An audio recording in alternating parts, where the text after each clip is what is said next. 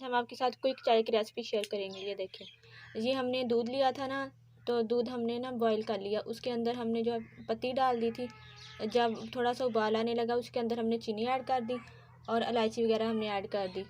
یہ دیکھیں، اور اس کو اچھے طریقے سے مکس کر کے نا ہم نے اس کو ڈھکن دے کے 5-7 منٹ کے لیے رکھ دیا تھا، اور یہ دیکھیں اچھے طریقے سے بوائل آ گیا ہے۔ یہ دیکھیں، اور ہماری مزیدار چائے جو ہے وہ تیار ہو گئی ہے۔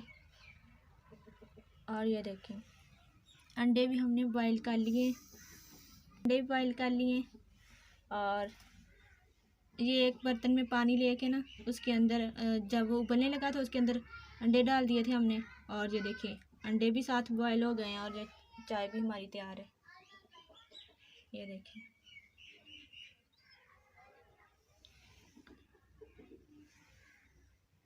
اگر آپ کو ہماری ویڈیو پسند آئے تو ہمارے چینل کو لائک اینڈ سبسکرائب لازمی کیجیے گا۔